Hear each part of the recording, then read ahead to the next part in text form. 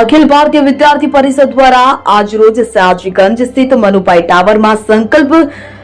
ગુરુ લુકમ પત્રકાર પરિષદનું આયોજન કરવામાં આવ્યું।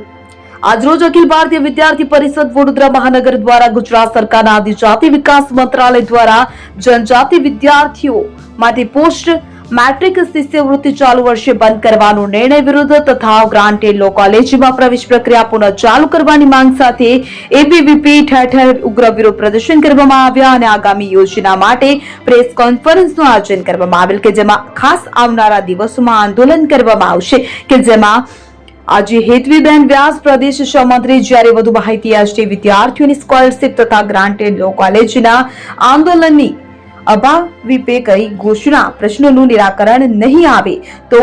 ગાંધીજી ઇન્ડિયા માર્ગે આંદોલન કરવાની ફરજ પડશે। સાથે આગામી દિવસોમાં ગુજરાતના તમામ ધારાસભ્યોને પ્રતિનિધિ મંડળ સ્વરૂપે મળી વિદ્યાર્થીઓ દ્વારા કરવામાં આવશે રજૂઆત। તો વિદ્યાર્થીઓના પ્રશ્નોને વિધાનસભાના સત્ર દરમિયાન ચર્ચામાં લેવા હેતુની માંગ કરવામાં આવશે।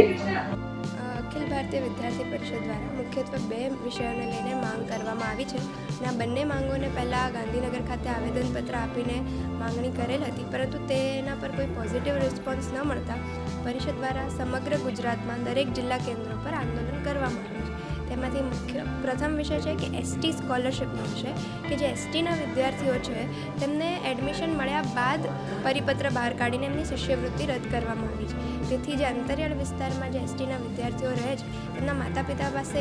20,000 40,000 પર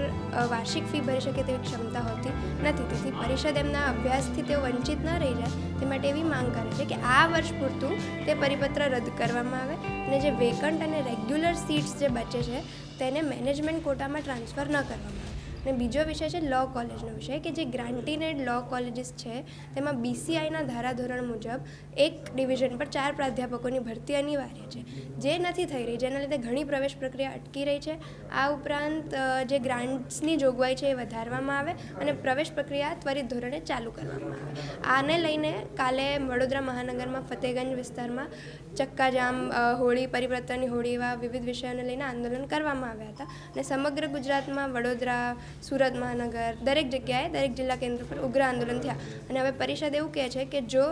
અમારી આ માંગ શિક્ષણ વિભાગ કે જનજાતિ વિભાગ દ્વારા સ્વીકારવામાં નહીં આવે તો હવે જે સત્રો ચાલુ થવાના છે આગામી 19 તારીખથી ત્યારે અમે વિધાનસભામાં દરેક ધારાસભ્યો છે 182 ધારાસભ્યોનું આવેદનપત્ર આપવામાં આવશે, સમાજ સુધી આંદોલન પહોંચાડવામાં આવશે અને વધુમાં વધુ ઉગ્ર આંદોલન થશે। નમસ્તે, હેતવી વ્યાસ,